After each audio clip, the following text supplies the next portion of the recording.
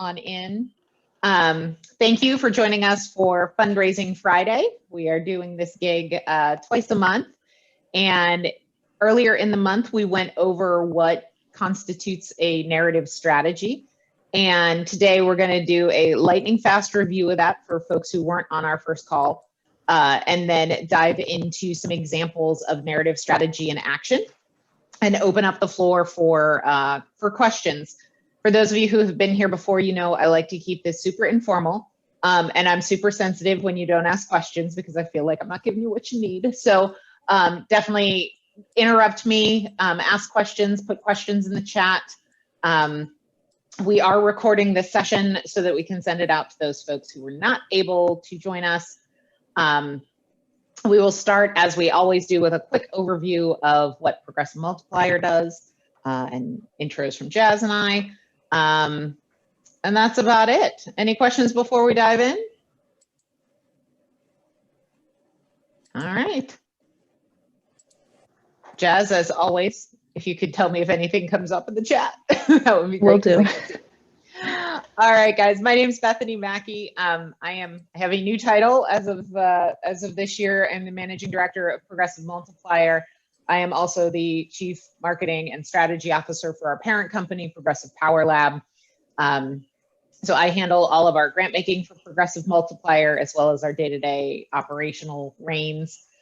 With me today is the lovely Miss Jasmine Kierce, who is my right and left hand and half of my brain, our associate director of marketing and constituent engagement for the organization. So say hi, Jess. Hi, everybody. Good afternoon. And in terms of who else we have on the phone, the other 24 and change-ish people, we have two groups represented today.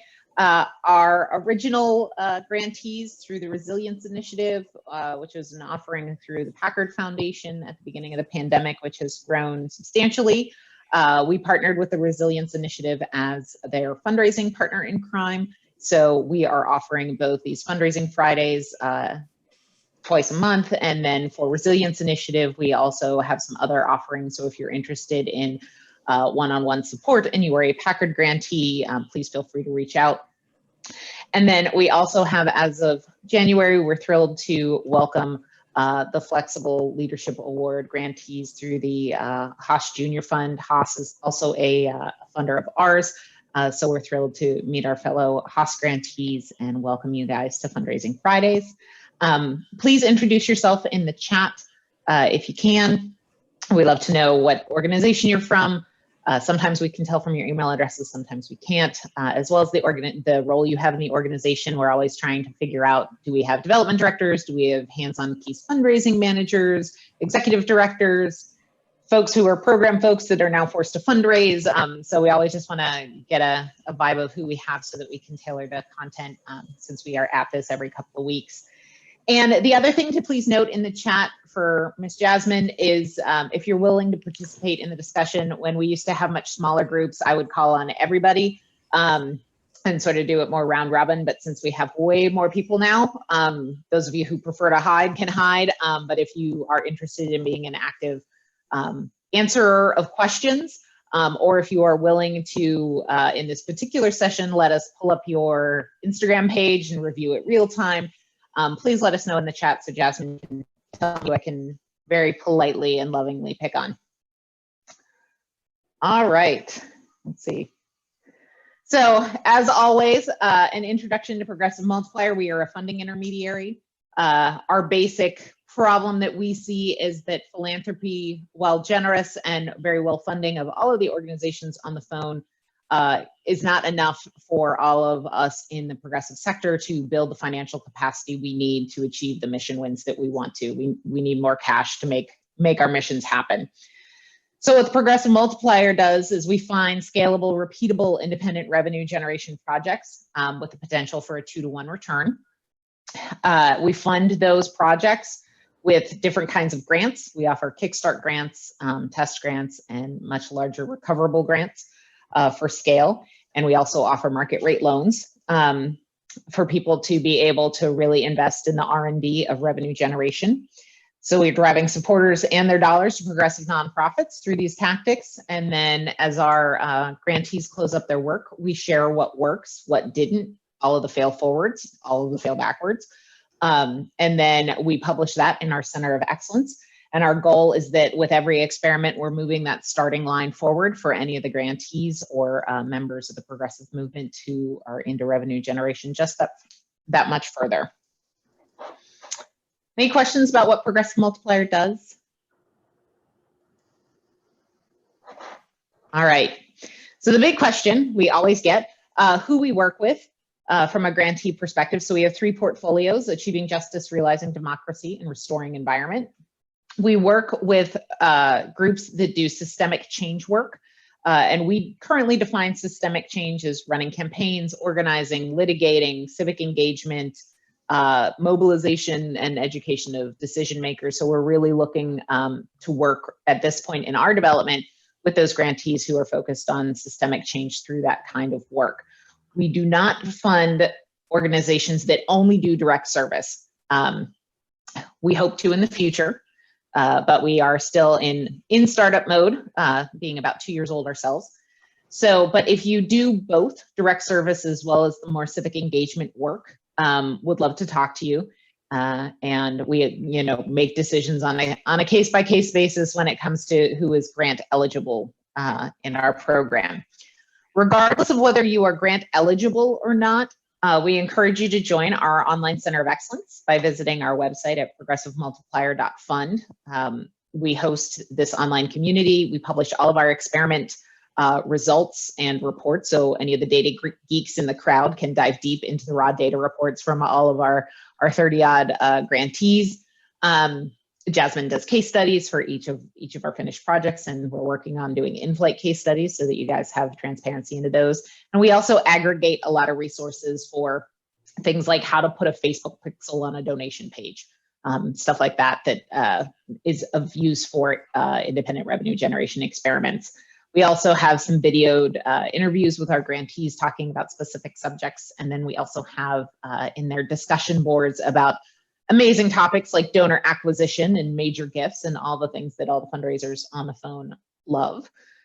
We do have funding available for those of you who are grant eligible with us. We have an environmental justice cohort that we have just launched and are expanding in March with a second tranche of funding. So if you are in the EJ sector and interested in revenue generation funding, please give me a call or shoot me an email. And then our Progressive Stimulus Project, which is our multi-year funding initiative that we kicked off to counteract the effects of the pandemic on the nonprofit sector. We are going to be doing our second call for that in the next couple of months. We are just waiting on timeline on funding from our funders. So if you are interested in that, please make sure you are signed up at the Center of Excellence and you'll get all the details. All right, any questions about Progressive Multiplier, Jasmine or I, and why we have any right to be on the phone with you? Anything like that? Jazz, anything in chat? Nope. All right.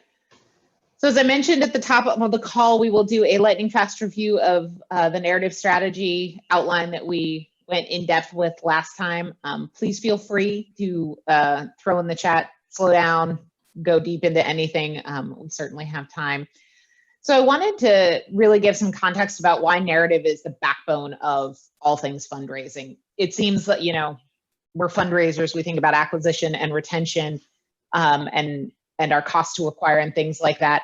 So narrative has traditionally been much more of a creative discipline and it lived over in marketing and things like that. But as, with digital channel proliferation and really the changing consumer wanting more of an experience, and that's driven a lot by more of the commercial and retail sector, we have to look at narrative as fundraisers in a different way. It's a critical part of our strategy, and I really consider it like the connective tissue between all of our efforts. So I think it helps us drive traffic, bring in new users, increase engagement, but you have to sort of give narrative its own piece to your puzzle, because you're never going to be able to lock down your investment in narrative development the way you can. I bought this ad, it gave me this many donors or retained this many folks. Your narrative is more about experience building, and it's that thing that lets somebody have a long-term relationship with you. So you definitely need to measure it in terms of its effectiveness, but you also need to give it enough space and room to develop. It's not something that you can try something once and be done with it. So that's just my caveat in terms of developing or investing in narrative development. When we chatted last week, narrative development really starts with the foundation of a good brand structure. So if you have not done the exercise, I know most of you have, a vision and mission, brand truths, how you make an impact, what your audience is, how you look and feel, and what your voice is. Stop and do that first before you invest in narrative, or you're basically trying to build a house on quicksand. If any of you have issues with this and you would like us to dedicate a fundraising Friday into any of these things, we definitely can. And if you are on the resilience initiative side and you want to go deep into any of these as a one-on-one project, also contact us. Any questions on that brand structure stuff and why it's important? Am I good on chat, Jess? No questions. Awesome. Okay, so in terms of what makes up a narrative strategy, there are 5 elements that we talked about 2 weeks ago, and just wanted to do a quick review because we'll reference these a lot in the examples that we go through. So we have our 5 elements, starting with our content categories. So all of the content that you develop really falls into evergreen, franchise, or moment in time. We'll do a quick bypass of all of these.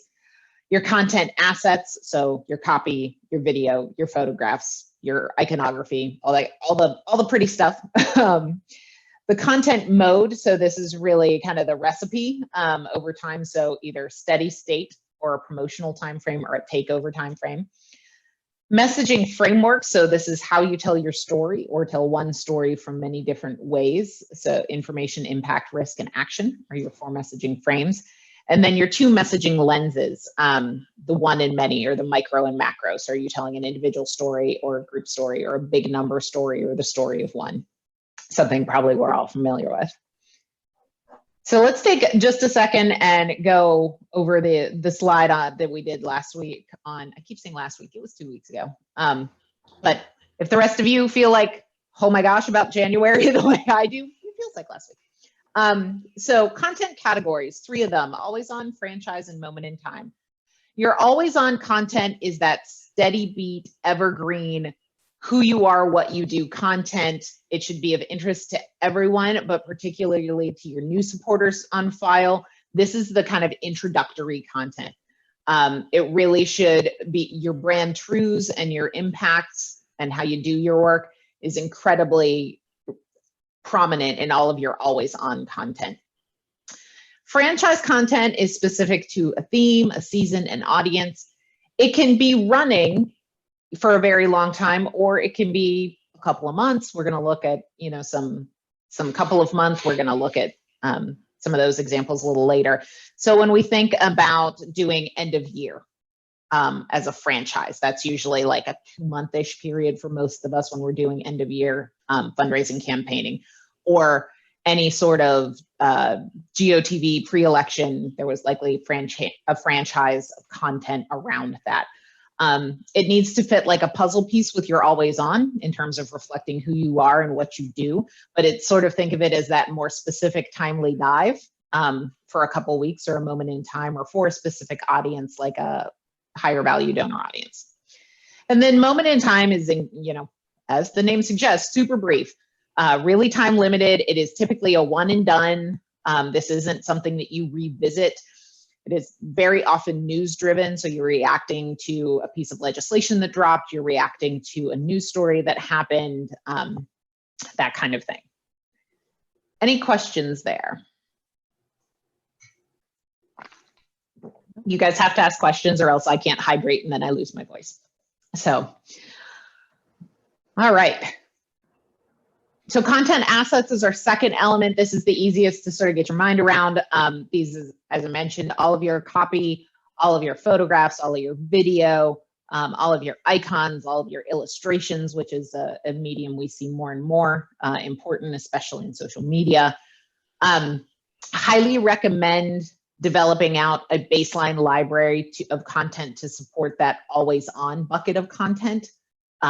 You'll see that in some of the examples that we show, but that makes your life much easier in terms of being able to produce a volume of narrative. When you're investing, because none of us have the budgets that we want, make sure you're thinking about creating assets that can produce multiple, can be used for multiple purposes. So making sure that you do a video that you can grab stills from for photography use. If you're going to do any kind of even low production video, man on the street kind of stuff, make sure that you're getting enough different views, enough different people that you can cut it a lot of different ways. And any of those sorts of things. Make sure you are aware of the kind of apps that create beautiful social media graphics cheaply. If you visit our Instagram, you will see lots of that in use. And then definitely tap into your local college programs. We have had a lot of success with getting some super cool illustrations and things like that in my past life, working with local art departments, both high school and college. So don't hesitate to lean into the resources there. Any question on sort of words and imagery? We still silent in chat, Miss Jasmine? Yeah. Sad. Okay, we'll keep going. Content modes. So we consider this the recipe to mix your content categories. So remember your 3 content categories: always on, franchise, moment in time. And then this is how you balance them. So if you are in a steady state, so this is nothing big is going on, at least 70% of your content fits in that always on bucket. So that's here's what we are and what we're doing. 20% is more of that franchise, campaign oriented, and then leave yourself wiggle room for moment in time. So you never want to completely book up your content calendar without leaving yourself enough that you can drop out and quickly swap in if you've got news to react to or legislation to react to or something like that, or a great opportunity comes up. Promotional mode is when you are really uplifting a primary franchise. So think about a campaign time where you've got a month or 2 months or a few weeks that you are really leaning into a primary franchise. You will still have some other franchise work going on in the background. You'll still have always on content going on in the background, still leaving yourself wiggle room in case something blows up, but you're really uplifting this primary franchise. We'll get into some examples of that later. And then takeover is all in. So think about like Giving Tuesday. We often run takeovers on a Giving Tuesday, where it's like 90%, all day, that thing. Brooke, I know that you guys did that you had a day of action and like you actually posted schedules like every few hours throughout the day. So that's like perfect example of a takeover. Yes, I did my homework and looked at all of your Instagrams and Facebooks and any of your public facing narrative. So that is one of those easy things to plan for. The only caveat with takeover times is that sometimes you will have a takeover planned and something will blow up. So you always sort of have that contingency for what you need to do if you're a very news reactive organization. Any questions on content modes? All right, I'm going to keep going. Messaging frames. This is something most of us are really familiar with. Anybody who has had not enough stories to tell and had to reuse and reframe how we tell the story so that we can get more use out of it in an email series or on the website. But this is really when you think about the information or the messaging frames, it's how somebody thinks through a problem. So what's the issue? How are you as an organization solving for it? Why should I care? Like, what's the impact if what you're doing doesn't succeed? And then how can I help? So it's really taking somebody down that user path. You can tell one single story through each one of these frames over a narrative arc. So just something to keep in mind. You don't always have to tell just a one-person story. You don't always have to tell the organizational story, which is what most nonprofits are guilty of, is always talking about the organization or being too heavy and just talking about the constituents they serve. You got to bring those together and tell the story from multiple frames. Questions? All right. So I kept this example in the deck since there were a lot of questions about this particular one, about how this all looks together. So like when you are in steady state mode, nothing big is going on, meaning 70% of your content is in that always on bucket. So how do you then apply the messaging frames to that 70%? So if you're doing 10 Instagram posts, that means 70% are your always on. So do 2 for what are the issues, 2 how you're solving for it, 2 why should the audience care, and then 1 call to action. So that's a good framework to start. There are no hard rules, and you'll see that in the examples that we're going to share in a minute. There are some people will totally screw with the ratios. Some of them will tell a story one way for a consistent amount of time and then switch things up. You do what works for your audience. But this is my job is to give you a starting line to start playing. So this is where we want to start playing and experimenting is with this framework, because this is sort of the middle of the road based on consumer behavior. Obviously, you change up these messaging frames based on what you needed to do. So obviously, like last week of the year, for those of us who are calendar fundraising dependent, you're going to see a whole lot higher ratio of that direct ask than you will the why should I care stuff. Does that all make sense? All right. I appreciate those of you with videos on. I can at least see heads nodding. All right, last piece, super simple concept, the one lens versus the many lens. So a lot of us have done constituent profiles or client profiles, get really personal and really deep. And then you back that up and tell the full picture story. So instead of telling the story of one student, tell the story of all the students in the school or the students in the state, that kind of thing. Make those systemic connections between the story of one and the story of many. Again, really stack these lenses as well as the frames throughout a narrative arc to give somebody a super holistic understanding of your issue. All right. So that's narrative strategy in like under 15 minutes. We could do an entire semester class on just that stuff. So that is a super high overview. Any questions or pushback on anything that I've presented?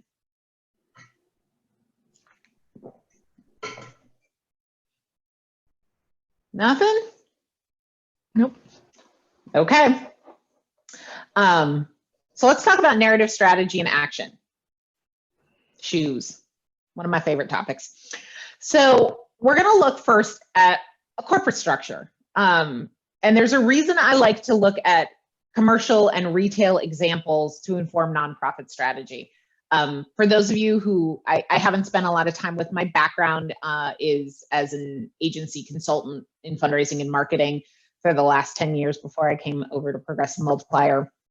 And both agencies where I worked had both nonprofit clients as well as really large commercial clients. So I ran our nonprofit practice, but got to work with teammates who were also servicing clients like Nike and Steve Madden and Chobani and those kinds of clients. So I really developed an appreciation for these folks that had almost limitless budgets to play with.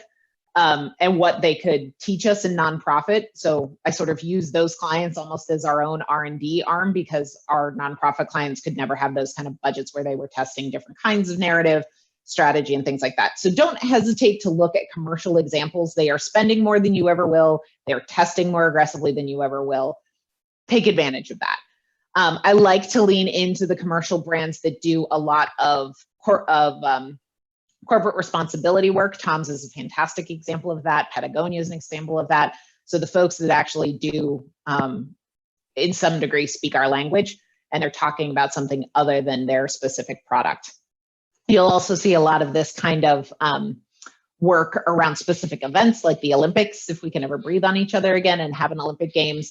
Those big events tend to lend themselves to some really interesting narrative campaign work for these commercial entities to talk about sort of a lot more of the humanity focused campaigns that they do. So this is all about borrowing good ideas.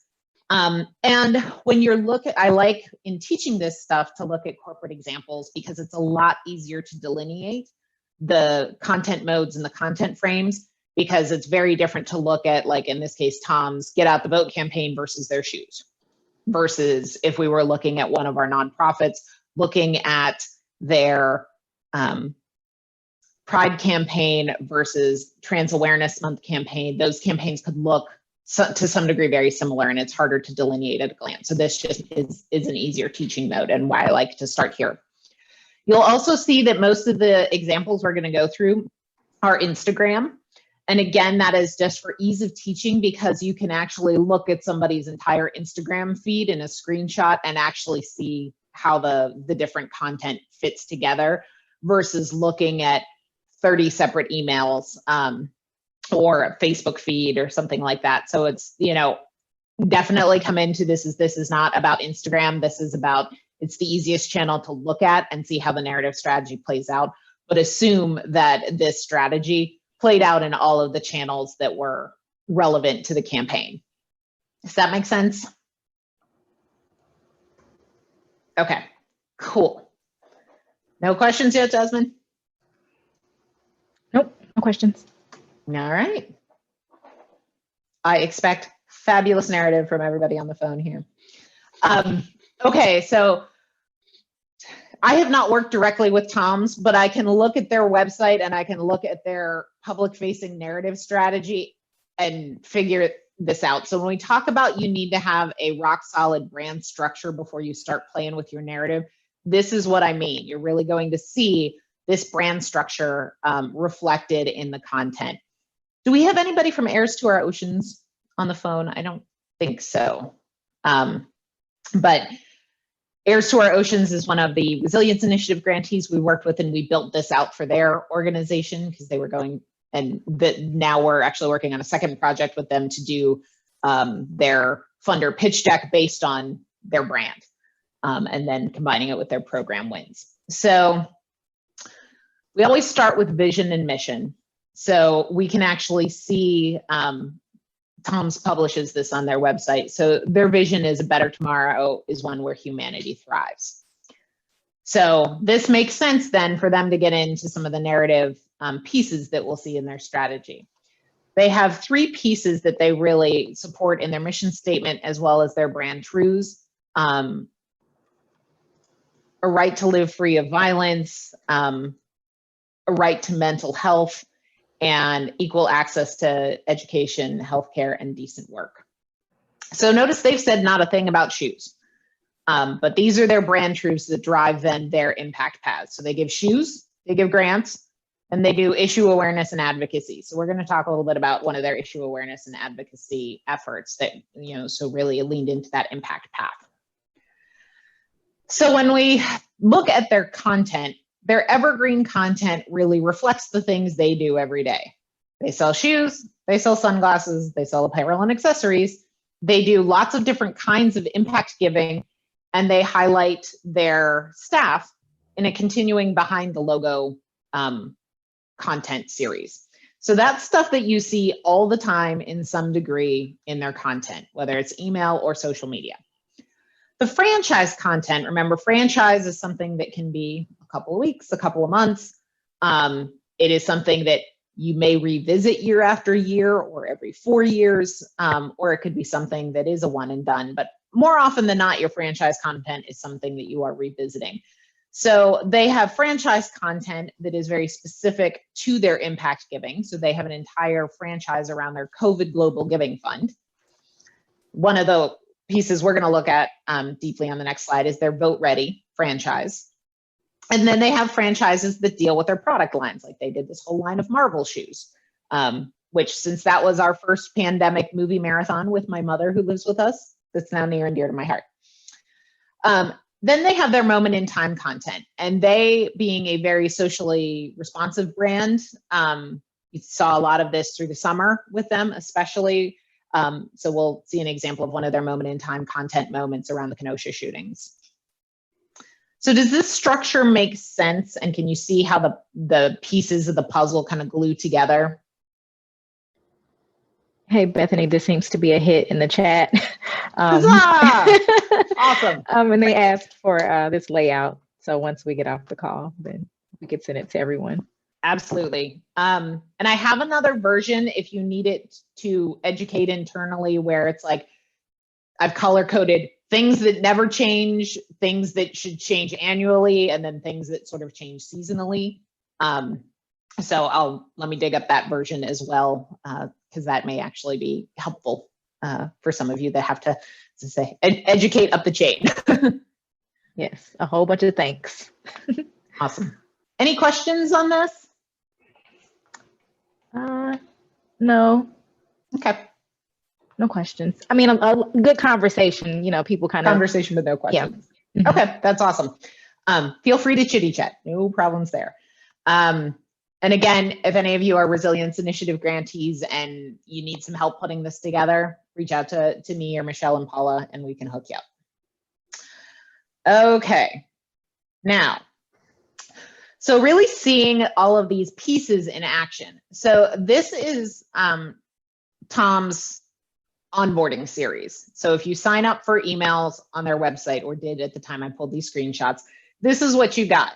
Now it leans really hard into their primary evergreen content of they sell shoes, they sell sunglasses, apparel, but it has also that impact giving vibe behind it, so that, and that's very purposeful, because a lot of their follow-up content is really leans more heavily into kind of their brand ethos, in addition to their products. So they lead with that. Here's what we do, in terms of we give shoes, we give grants, impact awareness, and then very specifically all of their shopping opportunities. Then their e-news is really modular. And any of you who have e-newses, I highly recommend a modular design. It is much easier to crank out content consistently if you know that every week, 2 weeks, 3 weeks, whatever you do, I have one block that's going to be a highlight story. I have 2 blocks, one that's going to be X, one that's going to be Y. I have another block that needs to be this thing. And keeping that format consistent. That's also how you start building that evergreen content library, is by like making sure you're designing modularly. So in their e-news, the Tom's Giving model was evolving. So this is when they started rolling out their grant program, as opposed to just the buy a pair of shoes and we donate a pair of shoes, or buy a pair of sunglasses, we donate a pair of sunglasses. So this is all in their evergreen content around impact giving. So that's an evergreen story.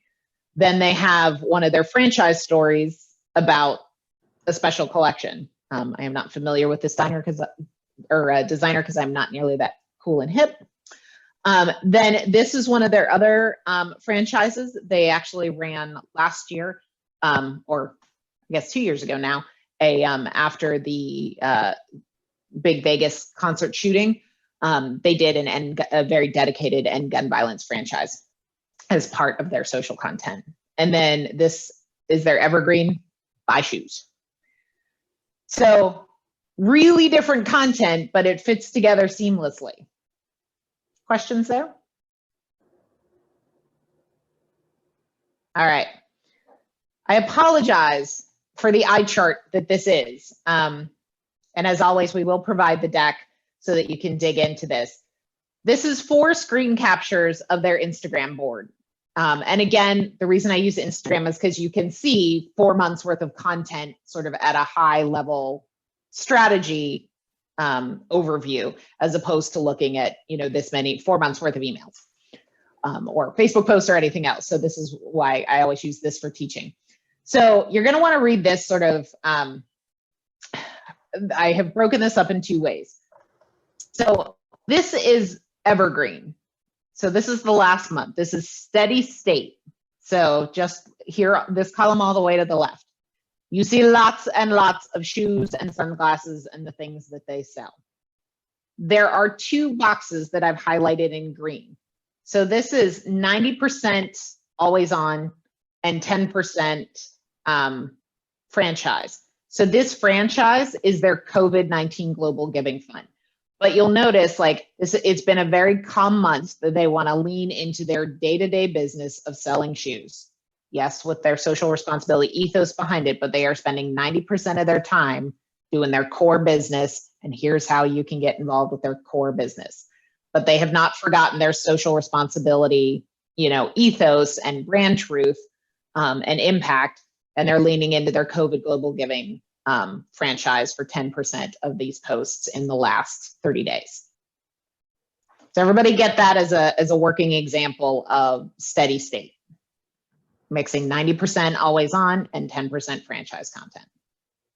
Cool? Mm-hmm. All right. This was a very different story up until this month. So this is a couple of different time periods dating back to August. So I started this capture August 25th through September 14th. So this $2 million post down here is the August 25th, and it goes through September 14th, the lady in the lovely leopard print toms. So the green, similar to what we went over in the previous, is their franchise content around their COVID Global Giving. So that is their regular old franchise content that hopefully will go away when we no longer have to worry about giving to COVID issues. What you see in yellow represents a takeover.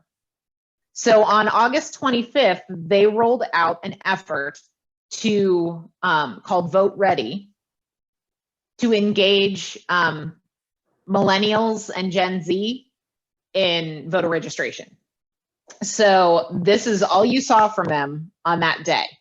And if you followed this brand closely on that day, you saw it in their stories, you saw it in their Facebook posts. They sent a couple of different emails throughout the day. They actually had some press, I want to say Good Morning America, somebody like that, one of the big morning shows. So they went all in. Couldn't even tell they were a shoe company. This was all about, so this is what a takeover looks like. Then you'll notice they sort of switch back to promotional mode. So we've got shoes and eyeglasses and all the good stuff, but you've still got about 50, it's a 50-50 split between the promotional content around the Vote Ready campaign and their always on campaign. So from yellow below, this is what takeover looks like, all in one day takeover. And then this is what promotional state looks like, where you've got always on content 50% of the time, and then your primary franchise for 50% of the time. You'll see the standout blue box here with the, or black box with the blue around it. This is a moment in time. So this was the Kenosha shooting, where they didn't do any other content that day, except for, and if you click through this, if you look at their particular feed, it says enough and then lists the shootings and talks about their end gun violence and Black Lives Matter and just really, really powerful content. So this is, notice it is disruptive in terms of it's not what you expect to see from a graphic perspective. You want your moments in time to be disruptive when you're dealing with news specifically, but very appropriate to the day. So does this make sense in terms of how this vibe goes together? Moving from a takeover into promotional? Yeah, it's nice to see it actually laid out visually. It makes a lot more sense to see it. Yeah. So I figured Instagram's the easiest way to see it. There are a few brands that I absolutely watched like a hawk to see what they do in all channels. Tom's is very consistent throughout their channel use. Versus other brands, because they have different audiences sitting in different channels, will look really different. So that myth of your direct mail needs to match your email, needs to match your Facebook ad, totally a myth. Your audience experience needs to be consistent. And if your Facebook audience and your direct mail audience aren't the same people, don't worry about it. Then your direct mail piece does not need to match your Facebook ad and vice versa. So, but if they are the same people, you better worry about it, because you have to, when you look at big successful brands, they don't give you a chopped up user experience. They're always the same person to you. All right. This is pretty much all of October. So starting with October 3rd down at the bottom to October 29th here at the top. And this is a, sort of 70-30 split where they've gone out of the high promotion period where they were doing really high pressure, get out the get out, register to vote in August. And now you're like the month before the election. So you'll notice the sort of messaging shift from a lot of the more registration pieces to the, 100 million eligible Americans didn't vote in 2016, or 1 out of every 10 eligible voters is a member of Gen Z. So they're really talking about the political power of their core 20 to 29 audience. Democracy demands action, and 7 days out. But you'll notice it's much lighter. So it's only about 30% of the content versus the 70% of that always on. You're still in a promotional push, but the ratio is very different. Does that make sense? Bethany, we have a question in chat. Beth asked from Nextdoor Solutions, she asked, is it appropriate to repost? It is 100% appropriate to repost, whether it's your own content or reposting from somebody else. So highly encourage reposting from your allies. The more you can amplify folks who your readers and your constituents could benefit from, all the better. Reposting your own content in terms of using it again, also totally valid, especially that that always on content, because if you have a library and we like doing it at here's who we are post that's really good every 90 days or so, totally fine to reuse. Because unless you're a weird geek like me, you're not digging 90 days into somebody's Instagram feed. Beth, does that answer your question?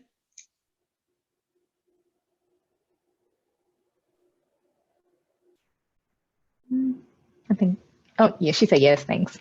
Awesome. And so glad you're joining us today. That was one of our Resilience Initiative grantees we worked with as well. All right. So now this is another, this is sort of the tail end. So this is 1029 and then 1030 here with the pictures of the 4 very cute booties at the bottom, all the way up to the slippers on 12/1. So this is where you're coming out of this promotional phase. So this was actually election day. So you see Vote Like You Mean It. That was their election day post. And then very interesting, the day after, they actually did Every Voice is a Vote, keep counting. But then the copy that accompanied the post was about, if you're struggling to get through today, here are mental health resources for you. So really on point for their audience. But you see then this volume like drops like a rock, right? They are done. This franchise is over. And then they go back to steady state content with their always on. We're selling shoes, we're selling clothes. You'll notice this pink and blue grateful and hopeful post here. It looks like a cousin to the Vote Ready.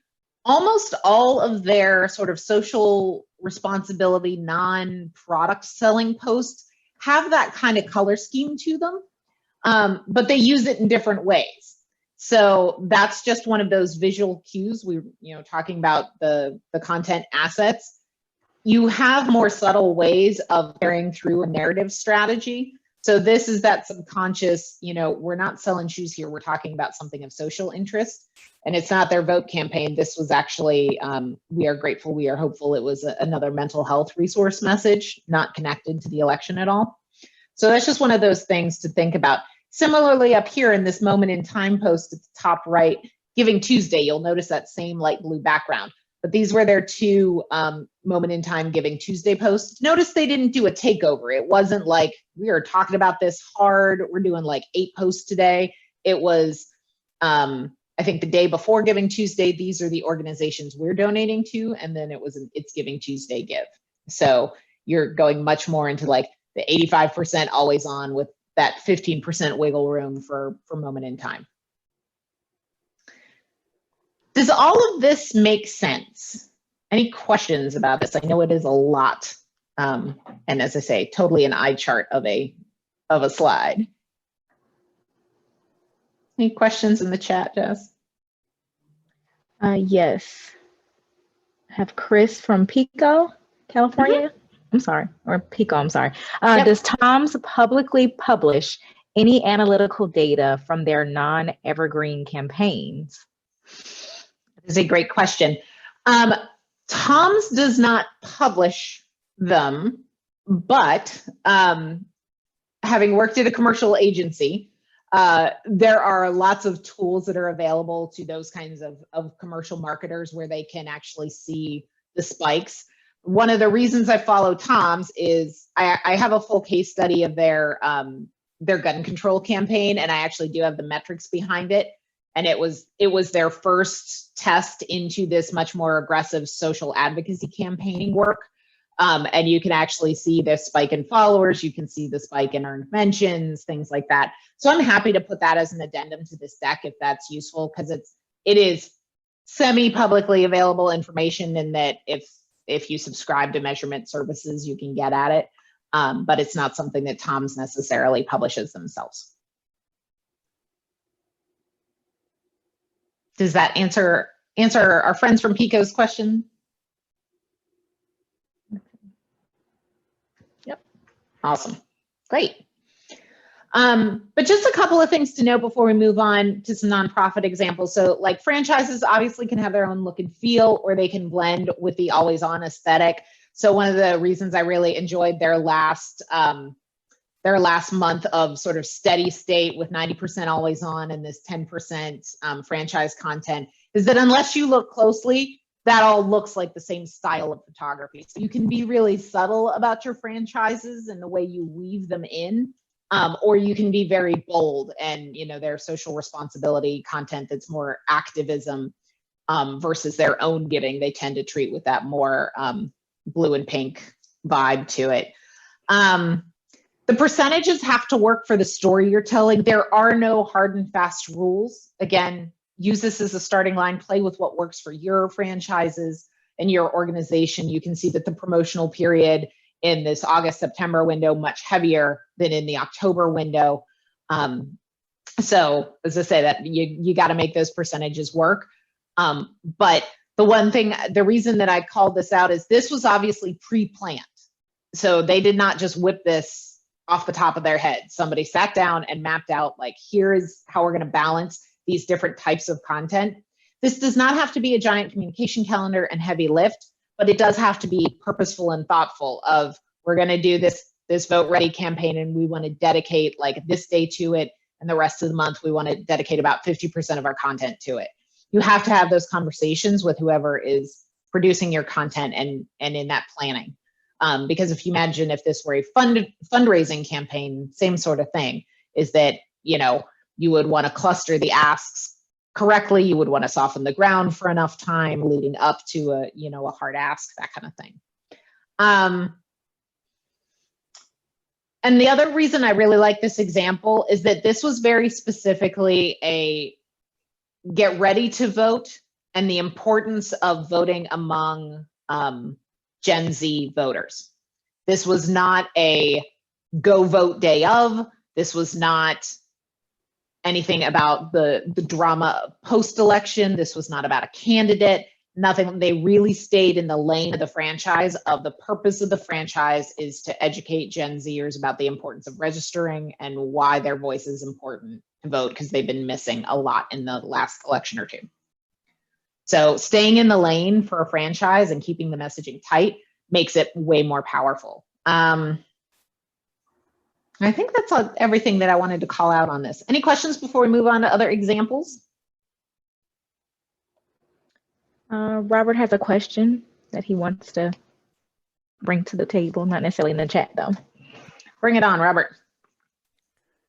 Thank you. I think this is incredibly helpful to illustrate your concepts. So thank you for that. I think what I'm kind of struggling with is, and maybe this will become clearer with the nonprofit examples, but their true north and their guiding principles, yada, yada, yada, all that is very mission oriented, but then how they earn revenue is is a different strategy. So you could almost argue that if they were really following their own pyramid, that their steady state would be on the social messaging and they would have periodic campaigns of revenue. And I was just thinking, so I'm a little, I won't say cynical about this, but I'm just thinking about how to apply it. And if you're a nonprofit that has earned revenue, would your steady state be your fundraising appeals and your your earned revenue opportunities, or would those be campaigns and your mission is more the steady state? Do you kind of get Yeah, what I'm the trying to mission, ask? yep, absolutely. And this isn't a perfect example. It's a solid training example because you can glance at it and say like, yep, shoes different than get out the vote campaign. So it's much easier to identify a campaign when it's the imagery is this starkly different, and easier to really look at the percentages. But no, when we look at the brand, the way Tom structures their brand, and they say nothing about selling shoes is for them an ends to a mean of changing the world. So, but if in a copy of each of these posts, there is something about that, it's not, and that's another thing to note about the content, is that it's not just this image, there's like a paragraph. And sometimes it's a comment about the really cute booties. But more often than not, there is a secondary paragraph about the more social responsibility, heart and soul of the purchase that they're asking you to make. Because it ties into like, this is why we use sustainable cotton and all of that kind of stuff. So if in a nonprofit sense, and it's a perfect segue, is that your always on content is your mission. Whereas, so that 70% is that always on content, and you're doing, an ask. That's part of that, of the wiggle room that you built in it for a franchise. So you've got that sort of 70, 20, 10 split when you're in steady state. So that 70% mission, what I always call ground softening content. It's the stuff that it should explain what you do, why I care, introduce me to the people you affect, or the causes you affect, or the legislation you're trying to move, any of those kinds of things. So that when you make the ask with that 20-ish% time, it lands on really soft ground. And it's like, yep, got it. Totally behind that. Does that make sense, Robert? And make you less skeptical? Well, I don't know about the less skeptical part, but it definitely makes sense and is helping me think about how I can. I will make you a believer in good narrative strategy. That is going to be my mission.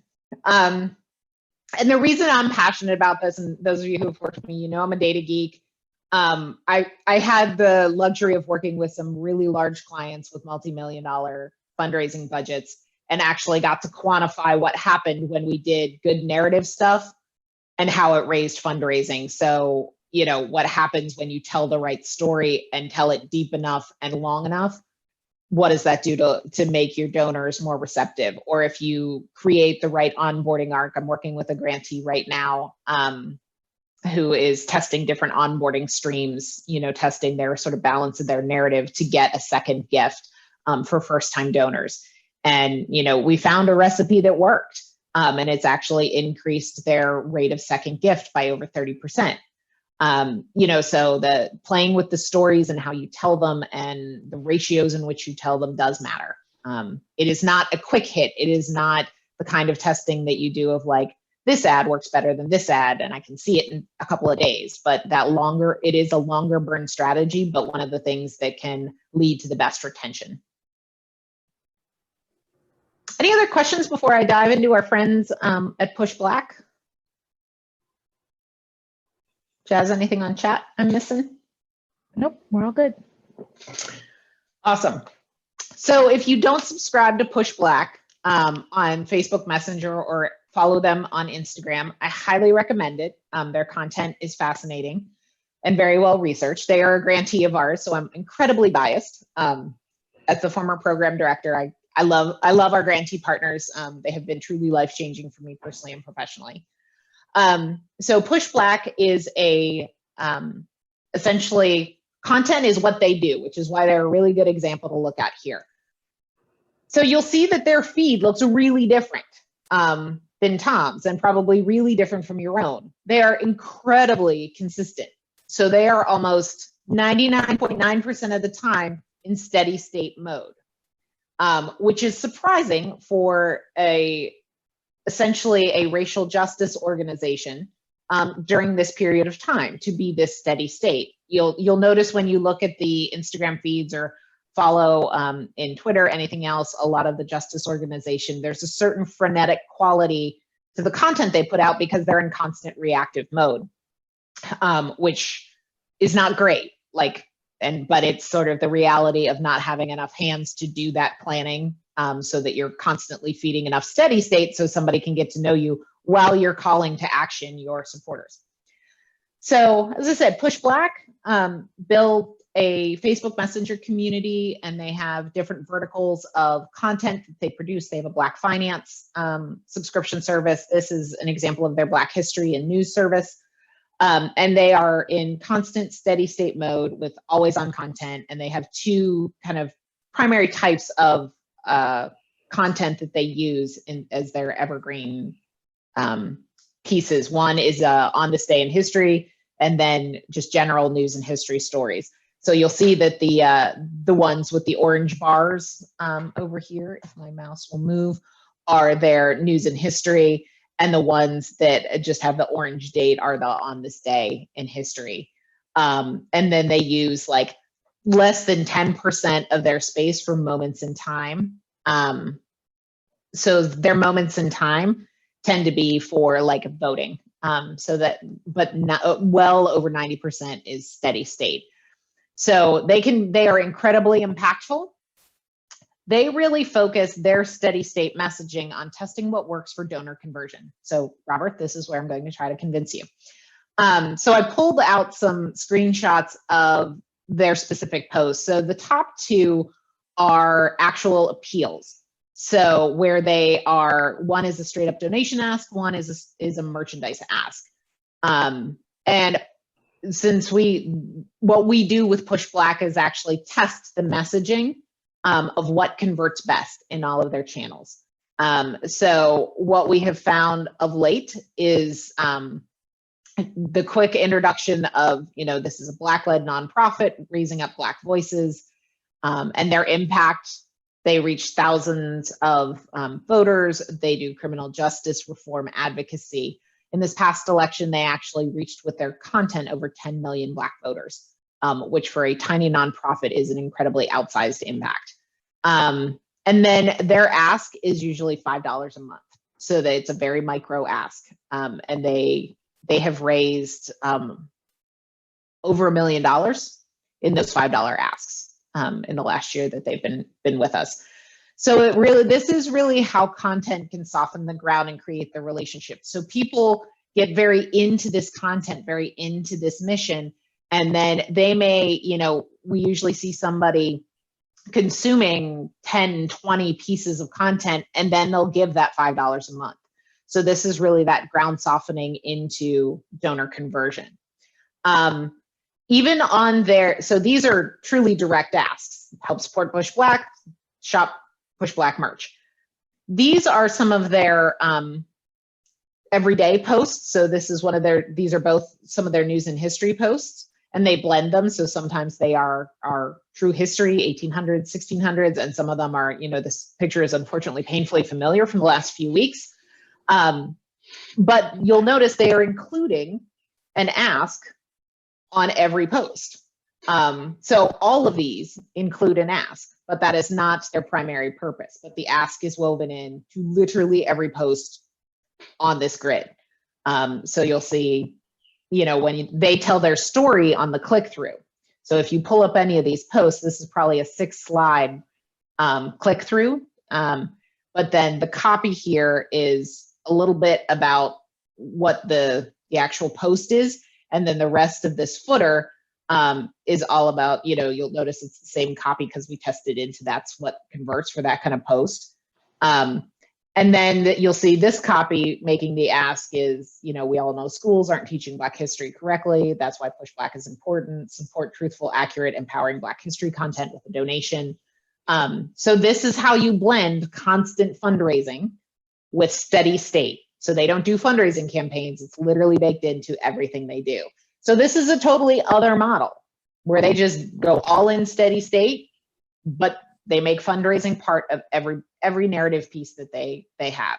You'll see it also in their Facebook Messenger stream. So you click through all the stories that they serve you. It always ends in an ask or an ask to do a Facebook fundraiser. And if you say no to all of those things, it'll be like will you at least share the story with a friend? So they have gone 100% into this kind of content mode. Any questions on how PushBlack is using this in a completely different way? We have a question in chat from Janelle. Do they consistently raise money through this steady stream of asks? They do. We definitely see ebbs and flows. So during election season, saw a lot of people picking up on the Facebook fundraiser ask. But this, I would say at the low end, for them is 30,000 a month. You know, so this has become a real monetized commodity for them across all their channels, not just in Instagram, but you'll see this content is consistently published. So yeah, definitely there are ebbs and flows, but it is constant. And of course, very news reactive, not necessarily like, obviously you see they post about current news, but the giving is very news affected. So like during a lot of the summer when we were seeing very active Black Lives Matter protests, they saw a huge spike in donations, even though they weren't necessarily making the asks related to that. It was just the general sort of sense of the moment. And they were relevant. Other questions on our friends at Black Lives Matter? Yes, Janelle had a follow-up. Is the 30K attributable? Is it attributed to the social media ask? And yes, it is, Janelle. As Bethany mentioned, the 30,000 is coming from them. Yeah, so it's coming from Instagram and Facebook Messenger, Facebook posts, their organic posts, and email. So those are really and they also, they have recently launched a podcast that is, you know, we're doing monetization experiments with as well. But that's sort of their aggregated monthly donor income that's coming in. But it's this one piece of content in all of those channels. So hopefully that answers the question. If not, holler back.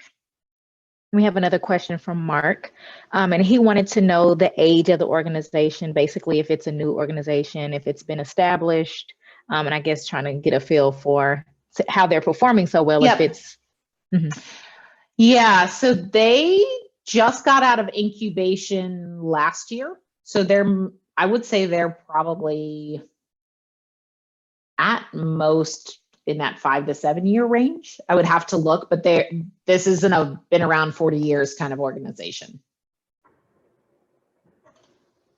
They're on their second executive director ever. So.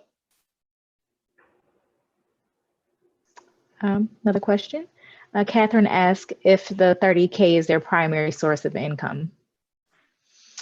They have, yes, outside of philanthropic revenue. So in terms of their independent revenue generation, monetizing their content has been the biggest piece from individual donors.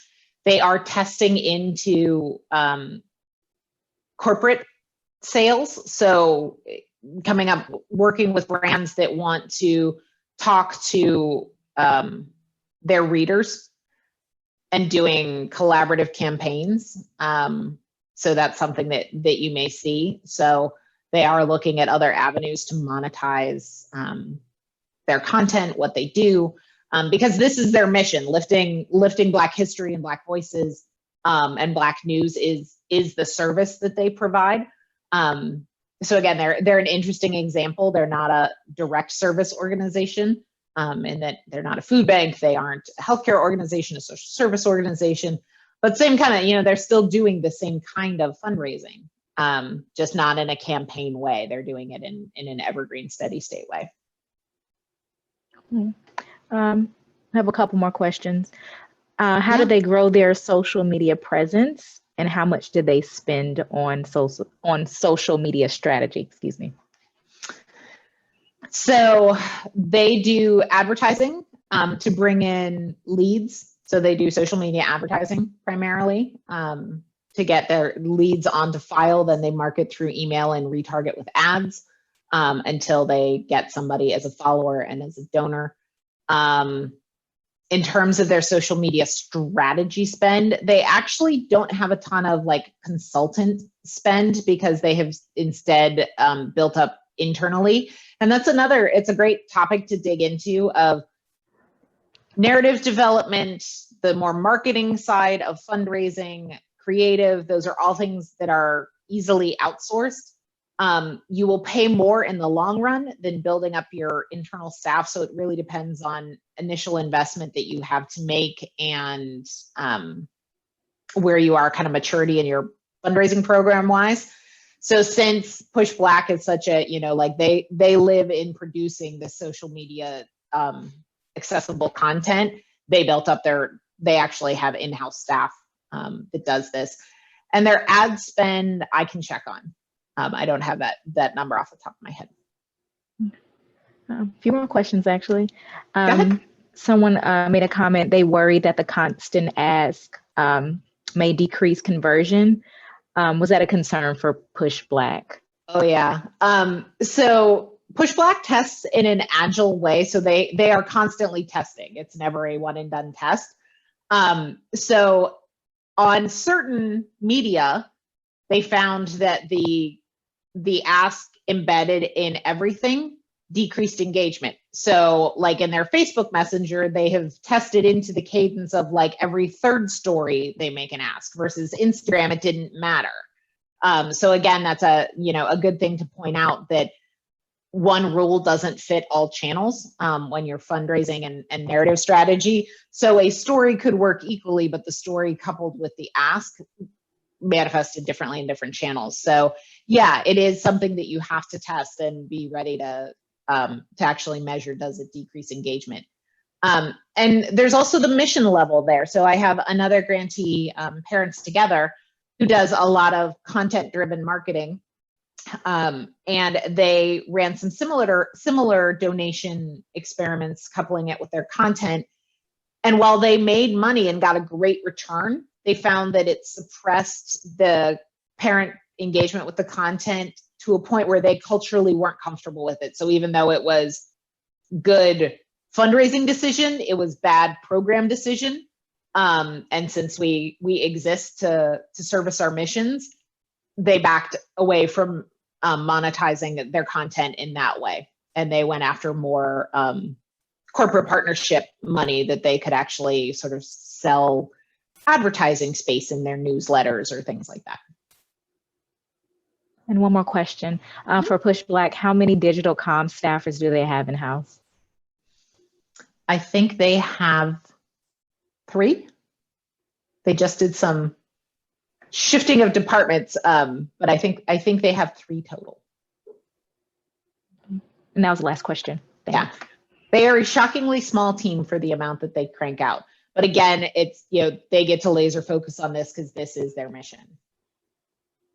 So again, not an example that is an apples to apples with where I grew up in the healthcare service organizations or things like that, but just wanted to share some atypical examples with you in addition to some more typical, so that it opens your mind to like, here's what constant steady state looks like. Here's the different sort of nuanced way that you can always embed fundraising in content in certain channels. So just trying to get the thinking going.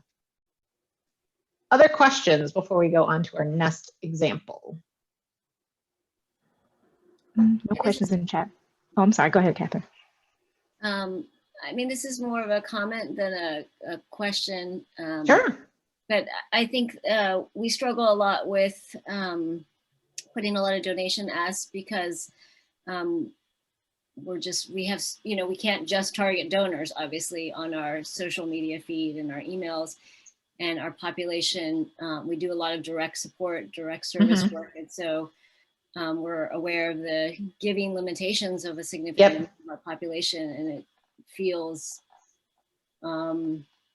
either awkward or just totally inappropriate to have so many asks. I think that's one thing that we think about, and I wonder what if you can answer that. If your the population that you're serving through social media and you're reaching out with content resources is significantly different than you understand your donor base to be, if that is would affect how you design the strategies. And then I'll say the second thing that I'm interested in hearing is sort of the different ways that you embed the ask, whether it's, sort of always present ask that just people assume you're going to have a donate button on your website or in your email newsletters, versus what I think I'm uncomfortable with, and I'm not sure if I just need to get beyond this, whereas it's like every email leads to donate to us because we're the solution to like every issue that we comment on. It's like us that is what you should be directed to do something about. Mm-hmm. And which feels very uncomfortable to us, especially if we're doing things about allyship and our desire to stand up and sort of raise visibility of other organizations and other issues. It just feels very uncomfortable to turn it back onto us. Yeah. Oh, so much to unpack in that question. I love it. Cultural comfort is a very important thing to consider in how you weave your fundraising franchise into your mission always on content. Push Black's example, it is, they actually elevated their asking as to an always on state, right? Which is a very atypical example. More common, it is, you've got those promotional periods during campaigns, so it's not an always on. That said, what we've seen in the last 3 years, especially, I would say, is a migration from these set campaigns to more news-driven reactive fundraising, and being relevant in the moment, because donors have definitely shifted from it's, end of year, I'm going to, look for an organization to give to. We still see that, but it's more, this is what's going down in the world and I want to put my dollars behind fixing it. So I think you certainly have the traditional donors that are giving based on a tax break price point and all of that. But I think being in touch with the change in donor behavior is really important. And I think that that's one of the reasons why the ask needs to be more prevalent. I don't consider a donate button on a website an ask. That is just making it easy for somebody who is already going to donate to you to find how to do it. That's user experience. Making an ask is connecting that, here's the problem, here's how we solve it, here's what you can do to be part of that. And I do think that when you are making that ask in a channel where you have the folks that you serve who are not capable of giving, you have to be sensitive both in volume. So I wouldn't recommend a Push Black mechanism where it's always on, right? But they're also a good example, and their ask is $5. And I think that is keeping your social media oriented asks at a low dollar price point is a good way to thread that needle of cultural comfort in asking folks who are also part of your service base, versus when you are on an email file and your donors and you could actually make a specific ask based on their last gift, all of that kind of stuff, where we get much more sophisticated in our ask strategy. But I think when you're doing sort of mass market narrative strategy, don't hesitate to ask, but be very mindful of the ask amount that you make. Because I think we also, as fundraisers, always have to keep in mind that the dollar can be an advocacy for somebody, and regardless of their sort of financial station or situation. So some of you may have heard me say this before, like my husband has AIDS. I can't do anything about his disease state. I can't cure him. This is what's going to kill him. But AIDS Healthcare Foundation gets my donation every month because it's the thing I can do. So that is one of those things that I think that we often underestimate potential donors. So play around with those micro asks, because they can actually be very empowering for your constituency as well. And I think Push Black has done a really good job of playing around with that micro ask and settling in on that $5, because that's what tested best. But they tested 2, they tested 3, they tested 10 to see where that threshold was of sort of annoying and offending their potential donor base. So does that answer your question, Catherine? I'm happy to go deeper in that, because that's one of those, like, we could talk for an hour on that. Yeah, that's definitely a great start. It would love me even more things to think about. Yeah. And when you get the survey from Paula and Michelle, and for those of you on the Haas leadership side, that may be coming from Rachel or Luigi, make sure if you want to go deep and you want to do an hour on how do you fundraise when your membership base is totally different than your donor base. If that's a topic you guys want an hour on, let's do it. Just throw it in the survey, because that's really where I'm crafting the content for this from. So any other questions before we go into our last example? Because I know we are coming up on time. All right. Chat. Cool. So this last example is National Immigration Law Center and their sister C4, the Immigrant Justice Fund. So again, this is another one of our grantees. I tend to lean on them because I know their content the best because I'm spending a lot of time with it. So they just do a phenomenal job. You'll see that their board looks much more frenetic, much louder, and sort of reflects a lot of their advocacy work. So they've been in what we call an extended promotional state throughout the pandemic, or the latter part of the pandemic, I would say. They launched a franchise called Immigrants Are Essential. So their assets for that campaign are really lean heavily into illustration, blended with photography, which is just a beautiful use of kind of highlighting that story of one and the story of many in one piece. It's just really brilliantly done. So I wanted to call out some examples here. On their board specifically, you can see these illustrations. You know, if we did the square exercise, you could certainly pull those out, but they are mixed with just straight photography, and then very informative sort of stat kind of posts. So it's very much a blend. You don't see that harmony that you do on a Tom's board or on even Push Blacks, that this is, you know, as I say, a little bit more frenetic. I think for your typical nonprofit, this is what you are aiming for. This has a lot of life to it. This actively reflects campaigns. This speaks to the immigrant constituency that NILC serves. It's very respectful in how it treats immigrant stories, and that they really are the superstars of the storyline. So really take some time and go follow our friends at NILC. A couple of posts I wanted to pull out specifically before we run out of time. So the assets around the Immigrants Are Essential campaign. So they did a series of just straight illustrations, and you see several examples of this that highlight kind of different pieces of the immigrant struggle during the time of the pandemic. And so essential workers, there is a much higher population of immigrants among essential workers, so they are very disproportionately affected by the risks of the pandemic. So those are more informational pieces.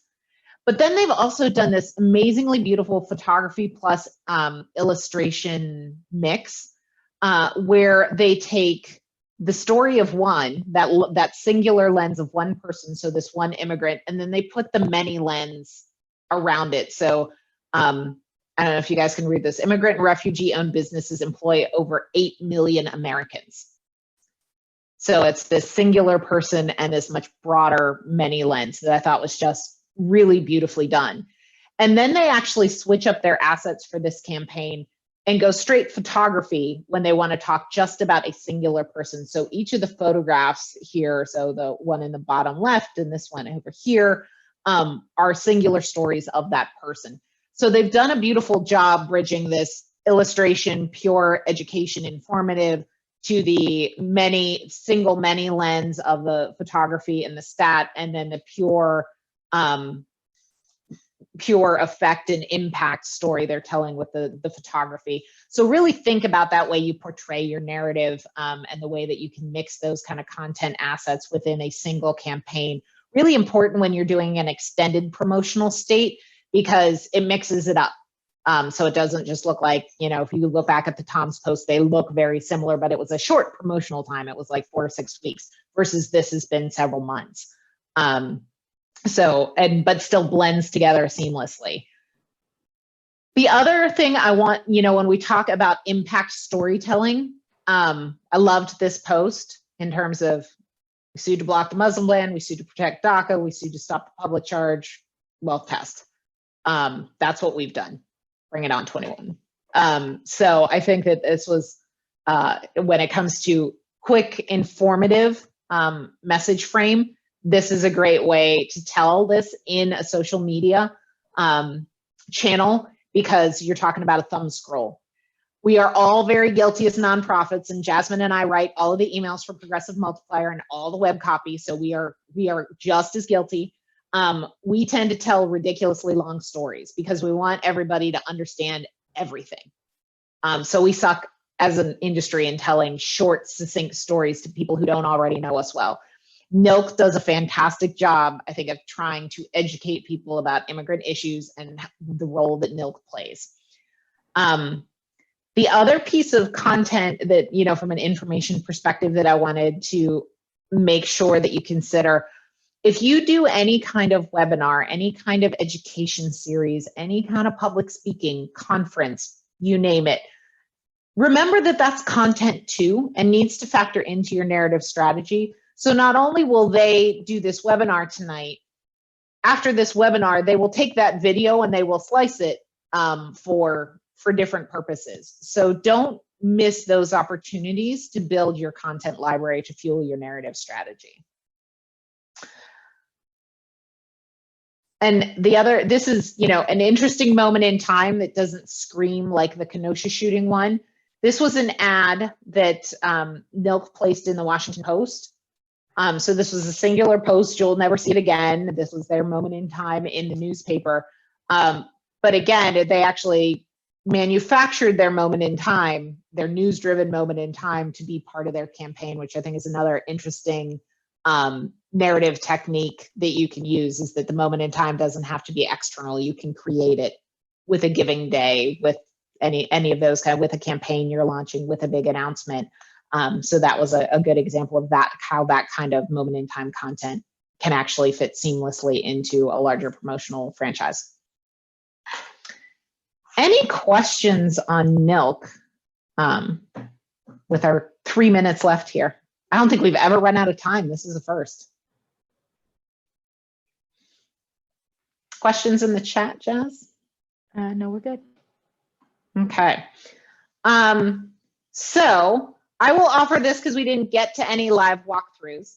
If there's anybody who would like me to take a look at sort of their Instagram board and just give you some critique in terms of how, like, if I can't pick out your evergreen and your promotional and your, the different types of content, something's wrong and you aren't doing the right kind of planning. So if you want that kind of gut check from a clean set of eyes, I'm happy to do it. Just reach out to me over email. And if there are any questions that come out as you sort of think through this, feel free to reach out. We are always here. Our next fundraising Friday is February 5th. January has flown by in a very weird way.